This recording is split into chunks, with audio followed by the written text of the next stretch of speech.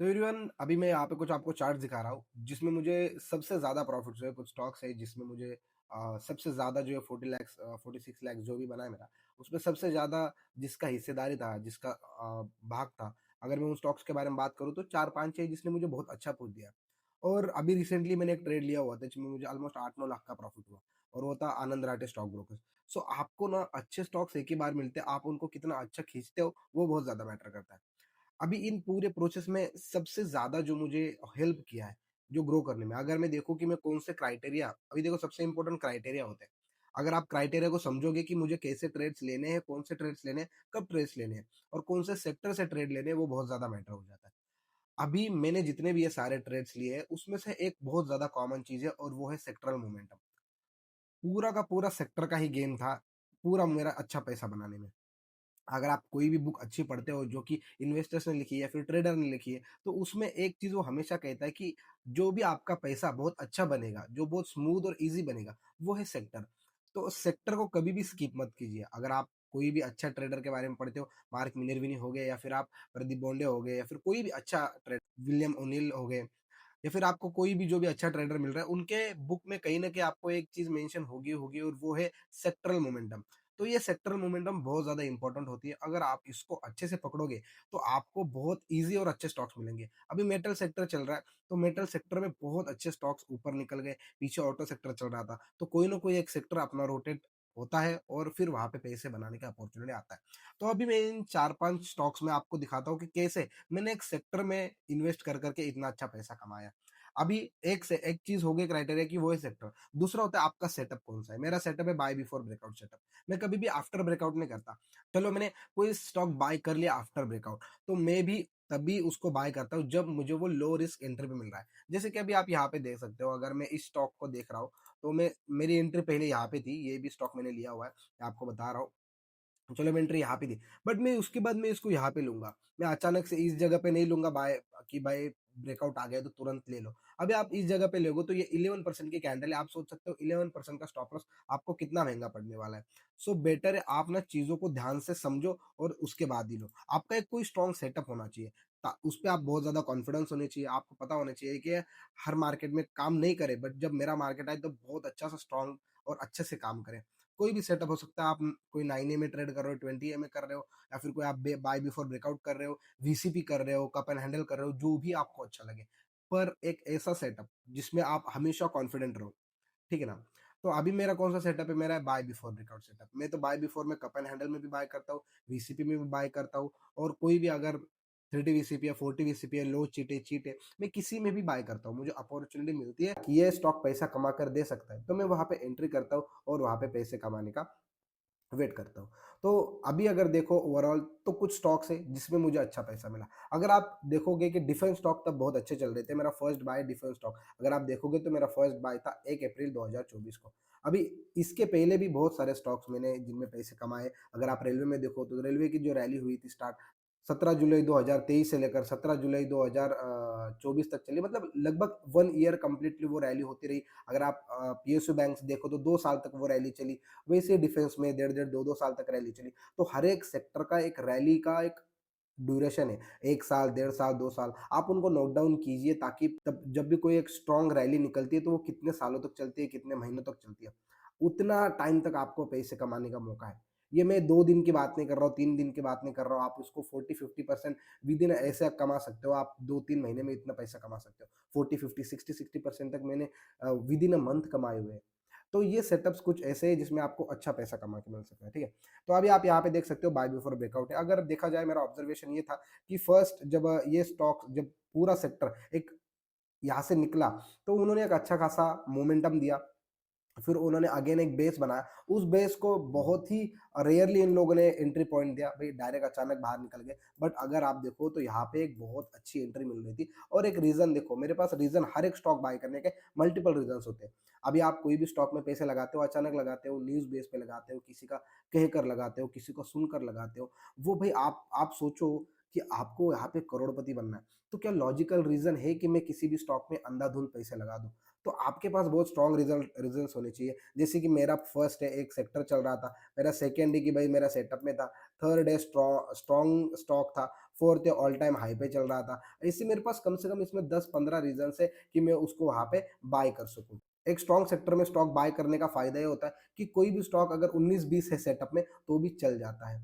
वो चलेगा, आगे जाके वो चलना ही है उसको। सो आप यहाँ पे देख सकते हो स्टॉक में, और एक चीज़ ऑब्ज़र्वेशन बहुत ज़्यादा मैटर होता है। अब यहाँ पे मैं आपको ऑब्ज़र्वेशन गेम दिखाता हूँ कि कैसे इसकी रैली खत्म होगी या फिर डिफेंस की रैली कैसे, एक देखने के बाद आपको समझेगा कि कैसे डिफेंस की रैली कहाँ खत्म होती है, आपको तब समझेगा। मतलब ऑपरेटर लेवल गेम समझो कितना खतरनाक है।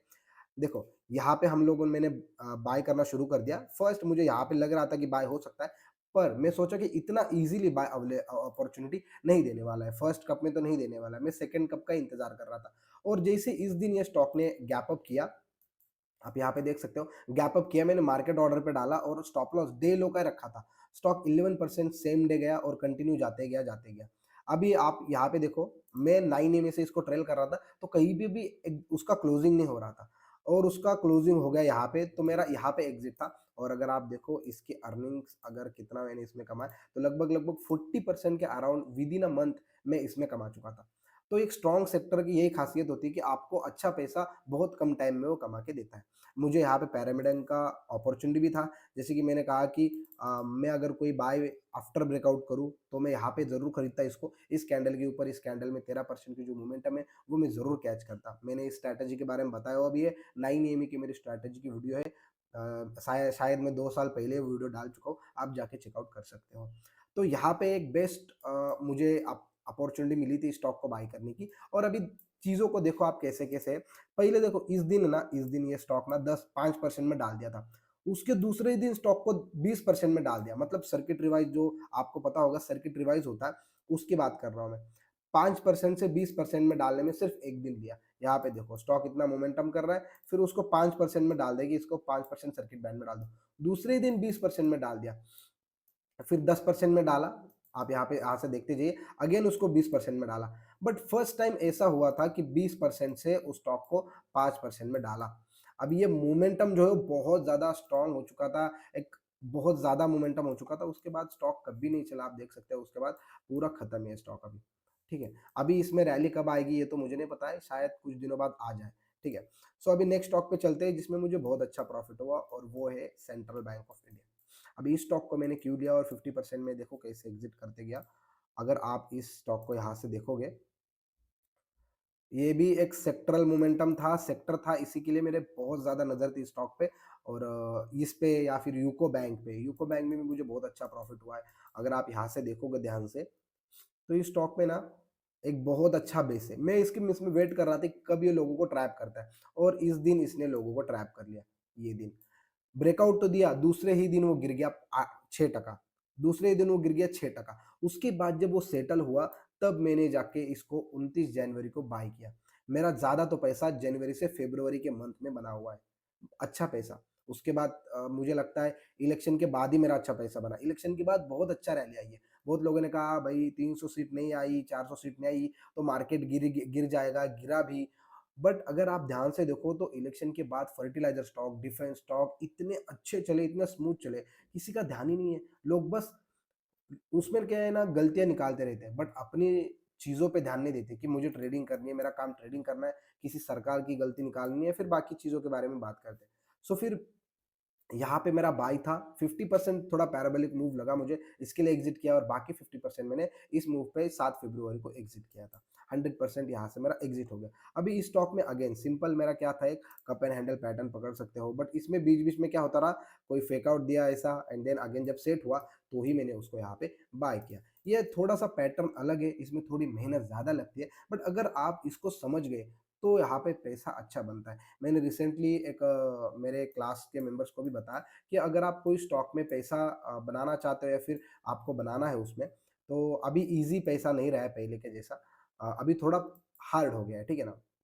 अब ये देखो, ये जो रैली थी, ये जून मंथ की थी। मैं अगेन कह रहा हूँ कि जून मंथ में जो पैसा बना है ना, जून, जुलाई, अगस्त, सितंबर, ये 4 महीने लोगों का पैसा बनाने का टाइम था। लोगों ने नहीं बनाया। सितंबर से इस दिसंबर तक, मतलब लगभग-लगभग हो गए 14 महीने हो गए। इस दरमियान मार्केट में पैसा बनने का चांसेस बहुत कम था। स्टिल में इस साल भी लगभग 60-70% के आसपास होगा, पूरे साल जनवरी से दिसंबर तक। तो अभी आपको ये सोचना है कि आपको ज़्यादा काम करने हैं, फिर मार्केट गिर रहा है इसका रोना-धोना करना है, ठीक है? अब यहाँ पे देख सकते हैं ये रिज़ल्ट का दिन था, रिज़ल्ट के दिन के बाद ऊपर आ गया स्टॉक। अभी बहुत सारे स्टॉक्स ऐसे भी है जो 4 जून का रिज़ल्ट के बाद अभी तक ऊपर नहीं आए। मैं उस टाइम सबसे कहता था स्ट्रॉन्ग रिलेटिव स्ट्रेंथ स्टॉक देखने, तो यही देखो कि कौन-सा स्टॉक रिज़ल्ट डे के ऊपर आ चुका है। क्योंकि रिज़ल्ट डे के दिन बहुत सारे स्टॉक क्रैश हो गए थे। बट अगर उसके ऊपर आ रहा है मतलब क्या है इसका? कि वो स्ट्रॉन्ग है, उनमें बाइंग चल रही है और जैसे ही ये टाइटनेस दिखा, मेरा एंट्री इस कैंडल पे था, उस दिन सेम डे स्क्वाट हो गया था, बट दूसरे दिन और तीसरे दिन इन दोनों ने बहुत अच्छा रिटर्न दिया। अगर मैं रिटर्न काउंट करता है तो आप यहाँ पे रिटर्न देख सकते हो, ऑलमोस्ट 30% इन 3 डेज़, और क्या चाहिए बताओ आप?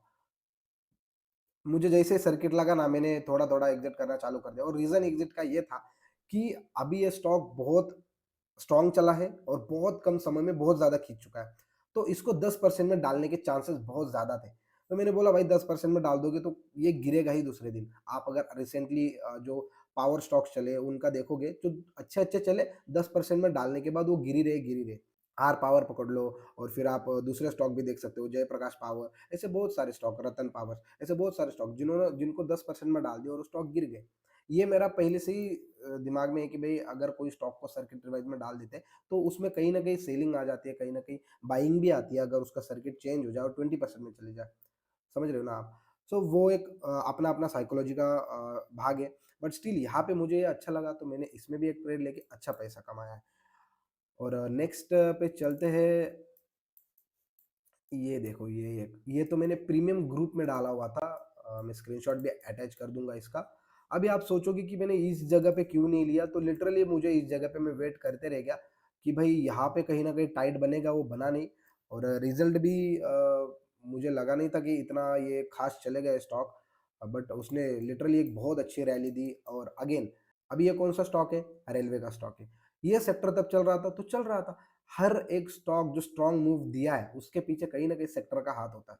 तो कहीं न कहीं सेक्टरल बाइंग देखो, सेक्टर कौन-सा अच्छा है, उसमें आपको पैसा बनेगा। अब ये स्टॉक मैंने प्रीमियम ग्रुप में भी डाला हुआ था। लिटरली 85% वो नॉन स्टॉप चला था यहाँ से। तो ये बहुत सारे लोगों ने इसमें, हमारे मेंबर्स लोगों ने भी इसमें अच्छा पैसा कमाया है और दे आर ऑल हैप्पी कि भाई इसमें इतने इजी मूव कैच किए हमने।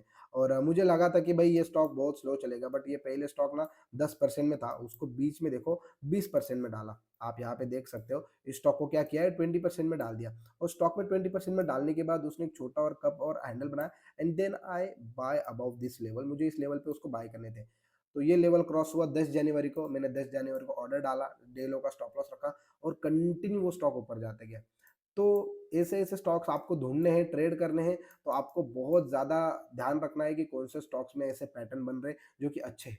बाद में स्टॉक को यहाँ पे एफएनओ में डाल दिया, उसके बाद आप स्टॉक की हालत देख सकते हो। ऐसे स्टॉक मैं अभी नहीं खरीदूँगा, रिसेंटली इनमें बाइंग आई है, आई सी दिस कि भाई मुझे लग रहा है कि इनमें बाइंग और आ सकती है, बट पता नहीं क्या हो सकता है नेक्स्ट, ठीक है? और ये कुछ 4 स्टॉक थे, जिन्होंने मुझे बहुत अच्छा पैसा कमा के दिया। मेरे लाइफ़ का सबसे बड़ा टर्नओवर पॉइंट था कि 6 मंथ्स में पैसा डबल और अभी तक मेरा कैपिटल 1 करोड़ 60 लाख प्लस है। तो मैं 2022-23 से बहुत ज़्यादा एग्रेसिव ट्रेडिंग में आ गया था। उसके पहले जॉब वगैरह बहुत ज़्यादा थी। ट्रेडिंग तो मैं बहुत दिनों से कर रहा था, बट एकदम पर्सनल और सब कुछ छोड़ के ट्रेडिंग मैंने 2022-23 से शुरू की और ये कह सकता हूँ कि भगवान ने बहुत दिया, अच्छा दिया, जो भी है मेरा जितना मैंने मेहनत की, उससे कहीं ज़्यादा दिया है, तो उसका हमेशा शुक्रगुज़ार रहूँगा मैं और होप आप लोग भी मार्केट में ट्रेड करो, करते रहो। देखो एक दिन सक्सेस ज़रूर आनी है, टाइम लगेगा, चीज़ें थोड़ी इवॉल्व होगी, टाइम लगेगा बट वो सक्सेस ज़रूर आएगी। अभी आप लोग थोड़े डिमोटिवेट हो रहे होंगे, 1 साल मार्केट का बहुत खराब गया है, बट स्टिल आप धीरे-धीरे कोशिश करोगे तो आप सक्सेस हो जाओगे। मैंने एक कोट पढ़ा था कहीं पे कि दोस्तों अगर आप किसी पत्थर तोड़ने वाले को देखते हैं, तो आप देखते हैं कि वो कितनी बार मार रहा है उस पत्थर पे, हथौड़े से बार-बार मार रहा है, बार-बार मार रहा है, बट वो पत्थर नहीं टूटता। आप देख चुके हैं कि वो 90 बार उस पत्थर पे मार चुका है, अभी 99 टाइम्स उसने वो पत्थर पे मार दिया, फिर भी पत्थर को थोड़ा भी ज़्यादा, आपको थोड़ा भी टूटता हुआ नहीं दिखा वो।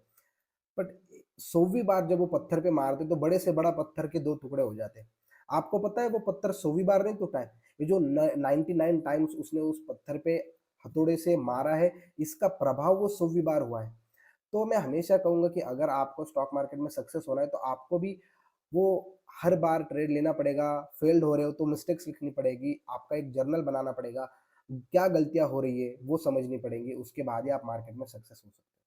मार्क मिनर्विनी अपने बुक में बहुत अच्छे लिखते हैं कि आप अगर कोई चीज़ के लिए घंटों मेहनत कर रहे हो, घंटों मेहनत कर रहे हो, फिर भी सक्सेस नहीं मिल रही है, तो उसका रीज़न ये है कि आप उस चीज़ की जो मिस्टेक्स है वो नोट डाउन नहीं कर रहे हो। तो अपनी मिस्टेक्स नोट डाउन करो, समझो मेरी गलती कहाँ हुई, मैंने क्या ऐसा गलत किया जिसकी वजह से ये स्टॉक ऊपर नहीं गया, मैंने क्या गलती की जिसकी वजह से मेरा स्टॉप लॉस हिट हो गया। ये चीज़ें लिखोगे तो ही आगे जाके सक्सेस मिलेगी। होप आपको ये वीडियो अच्छी लगी होंगी। इसी तरह से मैंने ये अच्छा पैसा बनाया है मेरे लाइफ में। सेक्टर पकड़ो, सेटअप पकड़ो, चीज़ों को समझो और फिर बाय करो। बहुत सारे रीज़न्स उस स्टॉक के, बाय के, बहुत सारे रीज़न्स उस बाय के पीछे होने चाहिए कि मैंने इस स्टॉक को क्यों खरीदा। इसके पीछे बहुत सारे रीज़न्स होने चाहिए। तो अगर आपके रीज़न नहीं मिल रहे तो वो स्टॉक खरीदने लायक नहीं है। अगर आपके पास रीज़न्स है तो आप अपना कॉन्फिडेंस लेके उस स्टॉक में पैसा डाल सकते हो। पर आज के लिए इतना ही, मिलते हैं नेक्स्ट वीडियो में। अगर वीडियो अच्छी लगी हो तो लाइक ज़रूर कर देना।